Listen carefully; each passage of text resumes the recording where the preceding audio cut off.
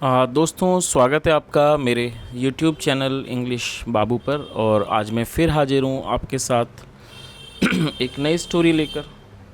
और दोस्तों, आज जो स्टोरी मैं आपके लिए लेकर आया हूँ ये एक शॉर्ट मॉरल स्टोरी है। बहुत ही सुंदर कहानी, अच्छी कहानी है, सुनकर आपको बहुत मज़ा आएगा। उसके अलावा इस स्टोरी में आपको कुछ नए इंग्लिश के वर्ड मीनिंग सीखने को मिलेंगे, उनकी करेक्ट प्रोनाउंसिएशन के बारे में पता चलेगा, और जो इसका ग्रामर का पार्ट है हम उसे बिल्कुल डिटेल में कवर करेंगे। तो एक एक स्ट्रक्चर को आप बहुत आसानी से सीख पाएंगे। तो चलिए दोस्तों, आज की इस कहानी को हम शुरू करते हैं और सबसे पहले कहानी का टाइटल देखते हैं। कहानी का टाइटल है ओवर कॉन्फिडेंस। क्या मतलब हुआ दोस्तों? कॉन्फिडेंस का मतलब होता है आत्मविश्वास, और ओवर कॉन्फिडेंस का मतलब हो गया अति आत्मविश्वास। तो दोस्तों, ये आज की इस कहानी का टाइटल है, शीर्षक है, और अब मैं इसे पढ़ना शुरू करता हूँ। आपसे रिक्वेस्ट है आप इसे बिल्कुल ध्यान से सुने। यदि आपको कोई नया वर्ड या फिर नया ग्रामर का स्ट्रक्चर देखने को मिले तो आप उसको नोट भी ज़रूर करें। तो चलिए इसको शुरू करते हैं।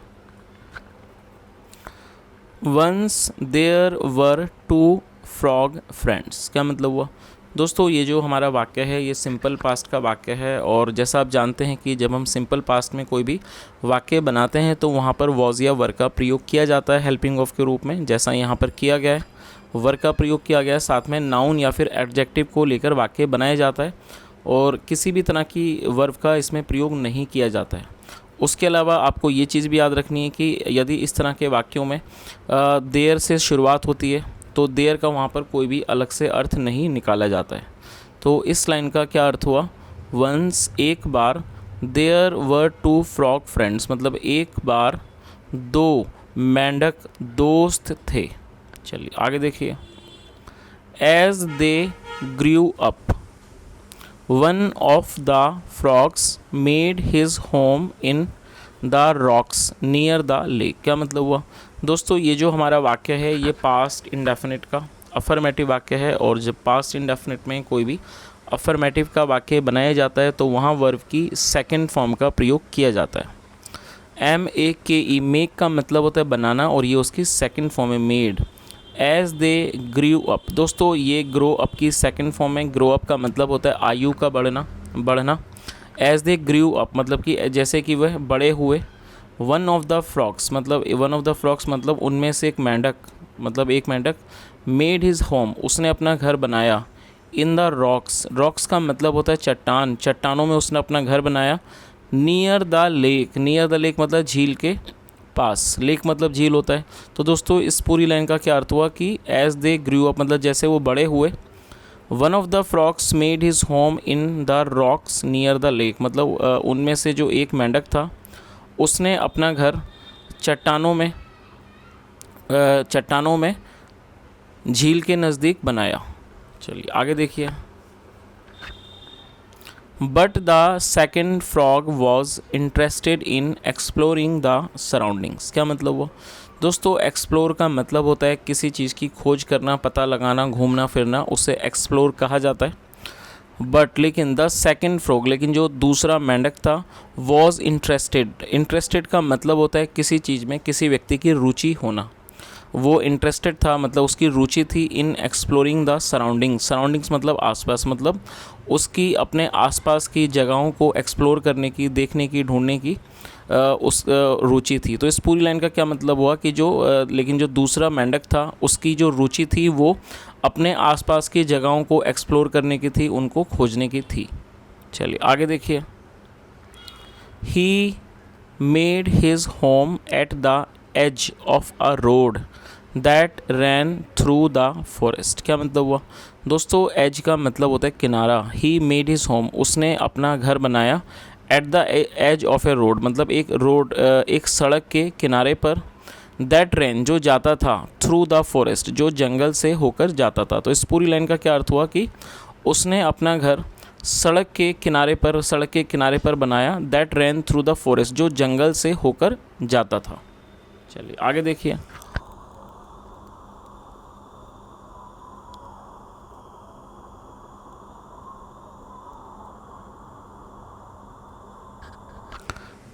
सम मंथ्स पास्ट बाय। दोस्तों पास बाय का मतलब होता है गुजर जाना, और ये सेकंड फॉर्म है passed bye.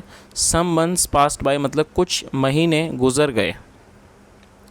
One day the first frog said. One day मतलब कि एक दिन, द फर्स्ट फ्रॉग सेड एक दिन पहले मेंढक ने कहा, the first frog said why don't you come and stay with me near the lake. क्या मतलब हुआ दोस्तों, ये जो हमारा वाक्य है ये प्रेजेंट इंडेफिनिट का इंटरोगेटिव वाक्य है, और आपको ये चीज़ याद रखनी है कि जब हम कोई भी प्रेजेंट इंडेफिनिट के अंदर इंटरोगेटिव का वाक्य बनाते हैं तो वहाँ पर डू या डस का प्रयोग किया जाता है हेल्पिंग ऑफ के रूप में, जैसा यहाँ पर किया गया है।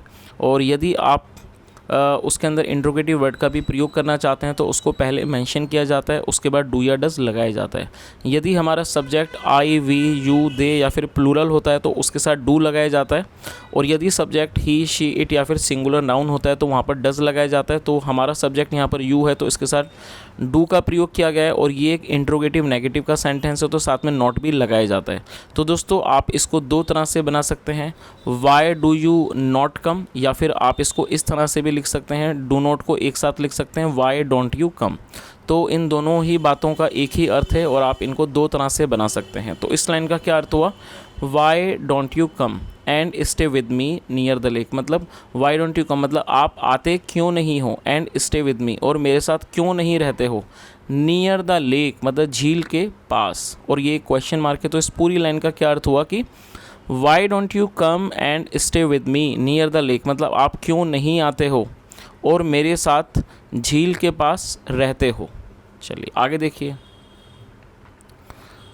Many carts pass on the road. दोस्तों पास का मतलब होता है गुजरना, जैसा मैंने ऊपर आपको बताया, और कार्ट का मतलब होता है गाड़ियाँ। जो इस तरह की जो बैलगाड़ी या हाथ गाड़ी होती है उन्हें कार्ट कहा जाता है, जिसमें किसी भी तरह का इंजन नहीं होता है। तो जो भी बैलगाड़ी वगैरह होती हैं या फिर हाथ गाड़ी होती हैं उन्हें कार्ट कहा जाता है, और ये इसका प्लूरल नाउन है कार्ट्स। तो क्या अर्थ हुआ, many carts pass on the road मतलब कि सड़क पर कई सारी गाड़ियाँ गुज़रती हैं, मतलब कई सारी जो गाड़ियाँ हैं बैलगाड़ी वगैरह या कह सकते हैं हाथ गाड़ियाँ जो हैं वो गुज़रती हैं। What if someone runs over you. दोस्तों रन ओवर का मतलब होता है कुचल देना। जब कोई भी वाहन किसी के ऊपर से गुजर जाए, कुचल दे उसे रन ओवर कहा जाता है। तो उसने क्या कहा, what if someone runs over you मतलब क्या होगा कि यदि कोई आपको कुचल दे। रन्स ओवर यू मतलब यदि कोई आपको कुचल दे। तो यहाँ पर किस चीज़ के बारे में बात हो रही है कि जो पहला मेंढक था वो बोल रहा था कि आप मेरे पास क्यों नहीं आते हो, मतलब झील के पास क्यों नहीं रहते हो, क्योंकि यहाँ पर जो है बहुत सारी जो कार्ट्स हैं, जो गाड़ियाँ हैं वो यहाँ से गुज़रती हैं, और क्या होगा यदि कोई गाड़ी आपको कुचल दे। चलिए आगे देखिए, oh please don't worry about me.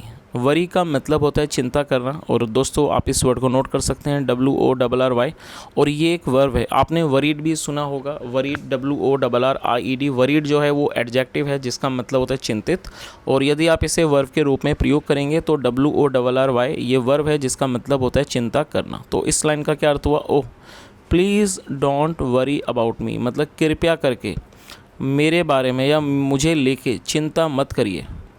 I am used to the carts now. दोस्तों यूज टू का प्रयोग जब किया जाता है जब हम किसी भी वाक्य में ये शो करते हैं कि किसी चीज़ का, किसी व्यक्ति का, जब कोई व्यक्ति किसी चीज़ का आदी हो जाता है या उसका अभ्यस्त हो जाता है उस काम को करते करते, तो वहाँ पर भी यूज टू का प्रयोग किया जाता है। तो इस लाइन का क्या अर्थ हुआ, उसने क्या जवाब दिया, I am used to the carts now मतलब अब मैं इन गाड़ियों का अभ्यस्त हो चुका हूँ, मतलब मुझे आदत लग चुकी है। आई नो मैं जानता हूँ, how to be safe from them. उसने क्या कहा, और दोस्तों दैम जो है वो कार्ड्स के लिए प्रयोग किया गया ऑब्जेक्ट है। आई नो मैं जानता हूँ, how to be safe from them मतलब मैं जानता हूँ कि उनसे कैसे सुरक्षित रहा जाए या उनसे कैसे सुरक्षित रहें, ऐसा उसने जवाब दिया। चलिए आगे देखिए, और ये बात किसने कही, said the second frog over confidently. दोस्तों ओवर कॉन्फिडेंटली ये एक वर्ब, एडवर्ब है, और आपको मैं बताना चाहूँगा दोस्तों एडवर्ब का मतलब होता है विशेषण। ऐसा कोई भी शब्द जो किसी वर्ब की विशेषता का वर्णन करे, उसके बारे में बताए, उसे एडवर्ब कहा जाता है। और यहाँ देखने वाली बात यह है कि आप देखेंगे कि जो ज़्यादातर एडवर्ब हैं वो ly पे ख़त्म होते हैं, और जैसा मैंने आपको बताया कि एडवर्ब की पहचान करना बहुत ही सरल है। एडवर्ब का मतलब होता है कि एडवर्ब जो शब्द होता है वो किसी भी वर्ब की विशेषता के बारे में बताता है। तो इस लाइन का क्या अर्थ हुआ, set the second frog over confidently, मतलब कि जो दूसरा फ्रॉग था, दूसरा जो मेंढक था, उसने इस बात को कहा, उसने कहा ओवर कॉन्फिडेंटली, मतलब बड़े ही अति आत्मविश्वास से उसने ये बात कही। चलिए आगे देखिए। सो इसलिए the second frog stayed by the road, इसलिए जो सेकंड फ्रॉग था, मतलब जो दूसरा मेंढक था, स्टेड बाय द रोड, और वो रोड पर ही रहा, मतलब रोड के किनारे ही पर ही रहा। वन डे, एक दिन, a horse cart came and crushed the frog under its wheel. क्या मतलब हुआ दोस्तों, इट्स का मतलब है यहाँ पर इसका, इसकी, इसके, तो उसके लिए इट्स का प्रयोग किया गया है। तो इस पूरी लाइन का क्या अर्थ हुआ, वन डे, एक दिन, a horse cart, horse cart का मतलब होता है घोड़ा गाड़ी, जो घोड़े के द्वारा जिस गाड़ी का इस्तेमाल किया जाता है, चलाई जाती है, उसे घोड़ा गाड़ी कहते हैं हिंदी में, जिसे इंग्लिश में हॉर्स कार्ट कहा जाता है। तो इस लाइन का क्या अर्थ हुआ, वन डे, एक दिन, अ हॉर्स कार्ट, जो एक घोड़ा गाड़ी थी, केम, वो आई, and crushed the frog under its wheel, और उसने अपने पहिए के नीचे, अंडर मतलब नीचे, फ्रॉग को, मेंढक को कुचल दिया। क्रश का मतलब होता है कुचल देना, उसको कुचल दिया। चलिए आगे देखिए।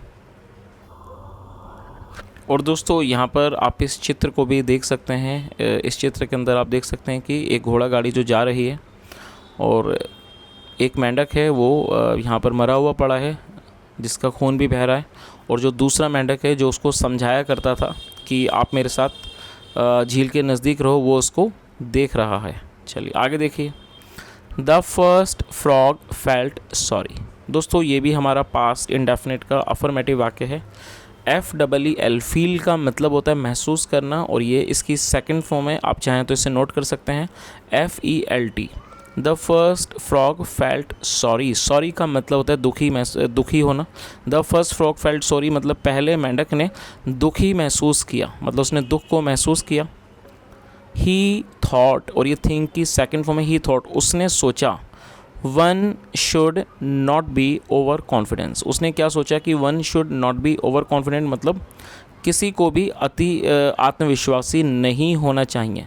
दोस्तों यहाँ शुड बी का प्रयोग किया गया है। शुड बी का प्रयोग जब किया जाता है जब हम कोई भी ऐसा वाक्य बनाते हैं जहाँ पर किसी को किसी भी तरह का सुझाव या फिर सलाह दी जाती है। तो उसने क्या सोचा, ही थॉट कि one should not be over confidence, उसने सोचा कि किसी को भी अति आत्मविश्वासी नहीं होना चाहिए। My friend lost his life, दोस्तों ये हमारा पास्ट इंडेफिनिट का अफर्मेटिव वाक्य है, और ये लूज़ की सेकंड फॉर्म है। आप इसकी फर्स्ट फॉर्म को नोट कर सकते हैं, LOS ही, जिसका मतलब होता है खोना या फिर गंवाना, और ये इसकी सेकंड फॉर्म है LOST। तो उसने क्या कहा, my friend lost his life because of his over confidence, मतलब मेरे दोस्त ने अपने जीवन को गंवा दिया because of his over confidence, अपने अति आत्मविश्वास के कारण।